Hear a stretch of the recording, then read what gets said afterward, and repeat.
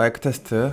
안녕하세요, 빌런입니다. 이번에 리뷰할 브랜드는 볼워치, 모델은 엔지니어 하이드로 카본 네두입니다. 저는 시계를 좋아한 지 꽤 오랜 시간이 흘렀기 때문에 시계에 대한 시각이나 취향이 상당히 한쪽으로 매몰되어 있습니다. 호불호가 굉장히 강한 거죠. 그래서 지금까지 리뷰했던 대부분의 시계들은 저의 개인적인 취향이 반영되어 있었고 비교적 작고 가볍고 심플한 디자인 위주였습니다. 그런데 최근 들어 구독자분들이나 애호가분들과 대화할 기회가 생기면서 너무 편협적인 시계 생활을 하지 않았나 되돌아보게 되더라고요. 지금 리뷰하는 이 네두는 빌런이라는 채널에 확장성을 부여해주는 첫 번째 모델이라고 생각합니다. 두렵지만 즐거웠고 흥미로웠습니다. 조금 다른 영역에 있는 시계라고 생각하고 볼이 추구하는 방향성, 볼이 기존의 시계 브랜드와 구분되는 이유를 명확하게 보여주는 모델이라 생각합니다. 저는 리뷰의 컨텐츠를 대부분 외관을 보여드리는데 주력해 왔습니다. 브랜드의 역사나 모델의 헤리티지, 무브먼트의 성능보다는 얼마나 예쁜가, 얼마나 편한가, 얼마나 밸런스가 좋고 마감이 훌륭한가. 그런데 이번 리뷰만큼은 이것의 압도적인 성능과 기능에 관해서 말씀드리는 게 맞는 것 같아요. 시계는 굉장히 터프합니다. 사이즈는 42mm로 그리 크다 할 수는 없지만 다이얼을 덮는 강력하고 두터운 베젤과 단단한 브레이슬릿 그리고 이질적인 크라운 가드는 기존의 시계 브랜드에서는 선뜻 시도하기 어려운 것들입니다. 각각의 요소들은 그 존재 이유와 목적이 뚜렷하기 때문에 기술적인 측면과 연결해서 말씀드릴게요. 시계에서 충격에 가장 취약한 부분이 어딘지 아십니까? 글래스도 베젤도 아닌 크라운입니다. 시계 손상의 대부분은 크라운에서 누수와 충격에 의해 발생합니다. 그것을 방지하기 위해서 여기 독특한 크라운 보호 시스템이 있습니다. 케이스와 연결된 마치 고대 문화유산을 닮은 우뚝 솟은 크라운 가드는 크라운을 완벽하게 보호하고 단단한 뚜껑으로 다시 한번 크라운을 잡아주기 때문에 7500G의 충격에도 버틸 수 있습니다. 작고 단단한 물체일수록 순간적으로 그것에 가해지는 물리적인 힘은 엄청나게 강력하고 수십 수백 가지의 부품들로 이루어진 단단하고 작은 오토매틱 시계의 경우 충격에 취약할 수밖에 없어요. 하지만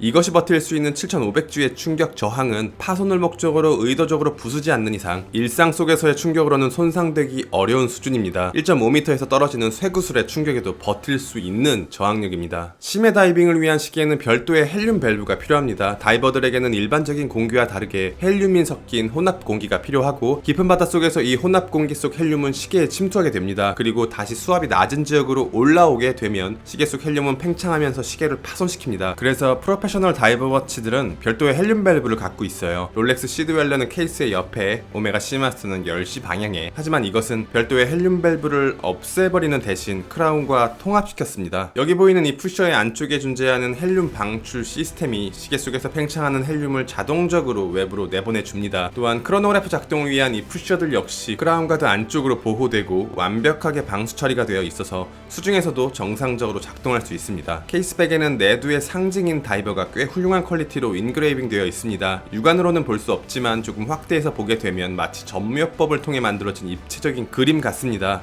4800A의 항자성에 버티기 위해서 이 단단한 케이스백과 무브먼트를 둘러싸고 있는 특수한 링, 안쪽의 연철이 시계 내부를 자성으로부터 보호하고 케이스백 안쪽에는 에타 7750으로부터 파생된 칼리버 RR1402-C가 들어있으며 48시간의 파워 리저브를 갖고 있습니다. 버클은 버터플라이 폴딩 버클입니다. 일반적인 폴딩 버클은 장점과 단점이 명확하게 나눠져요. 얇고 예쁘지만 기능적인 역할을 거의 하지 못하고 사이즈 조절이 어려운 단점이 있습니다. 그래서 튜더의 레인저와 같은 진성 투러치 계열의 시계에서 사용되기보다는 오메가 아쿠아테라 같은 캐주얼한 럭셔리 워치에서 볼 수 있어요. 그런데 볼은 아주 전형적인 투러치 중에 투러치에다가 폴딩 버클을 사용했습니다. 왜 그랬을까? 버클은 3cm 정도로 되게 작은 편입니다. 아주 고운 브러싱 마감이 들어갔고 모서리 부분의 폴리싱은 다시 한번 이 시계가 값비싼 시계라는 것을 증명합니다. 무엇보다 가장 놀란 건 버클 사이의 유격입니다. 대부분의 버터플라이 폴딩 버클은 겉으로는 완벽하게 결착되어 있는 것처럼 보이지만 조금만 흔들어봐도 버클 사이의 유격이 보기 흉할 정도로 벌어지거나 두 개의 버클이 따로 움직입니다. 그런데 이것은 버클 사이의 유격이 아예 없어요. 마치 애초에 한 덩어리였던 것처럼 버클을 결착한 상태에서 조금의 미동도 느껴지지 않습니다. 그리고 효율적인 착용감을 위해서 스몰 사이즈의 링크 두 개를 추가해 두었고 버클의 안쪽에는 글라이드락과 비슷한 기능으로 각각 22mm의 순간적인 확장이 가능합니다. 글래스는 사파이어 소재입니다. 600m의 수압에 견디기 위해서 무려 3.7mm의 3mm의 두께를 갖고 있는 매우 두꺼운 글래스예요. 내부에는 무반사 코팅이 발려있어 다이얼 안쪽이 깨끗하게 보이는데요. 사파이어 글래스의 끝을 보면 이렇게 각진 쉐입을 갖고 있습니다. 이런 쉐입의 사파이어 글래스는 둥근 곡률의 사파이어 글래스에 비해서 정면에서의 밀키링이 덜하다는 장점이 있지만 이 쉐입의 형태가 하나의 의미 있는 라인을 형성하기 때문에 이렇게 단단하고 각진 디자인의 시계가 아니라면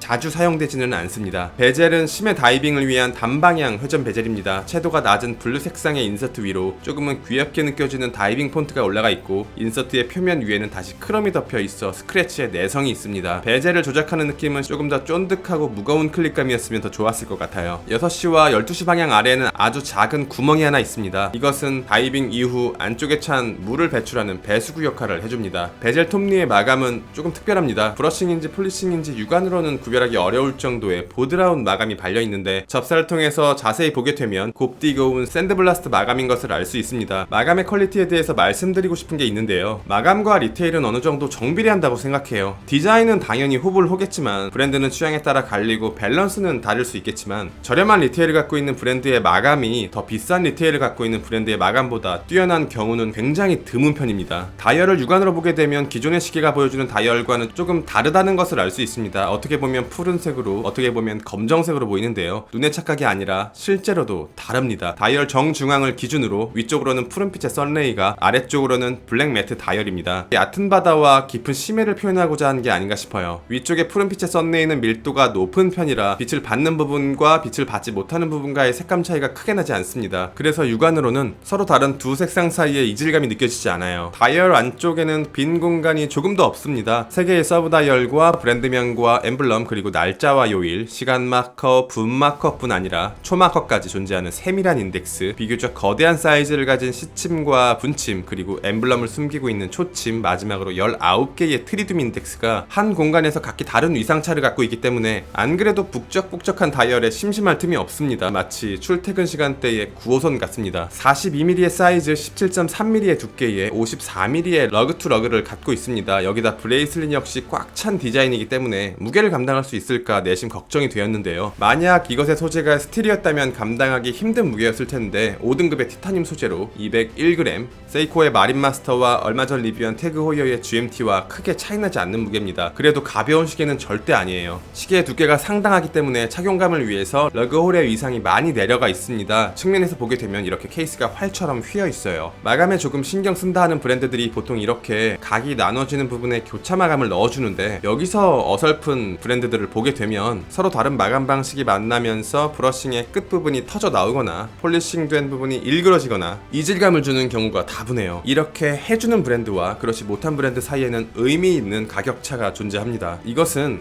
브랜드와 상징만이 남은 현대 시계 중에서 압도적인 기술적 퍼포먼스를 보여주는 진짜 투러치의 표본입니다. 리뷰는 여기까지. 빌런이었습니다. 감사합니다.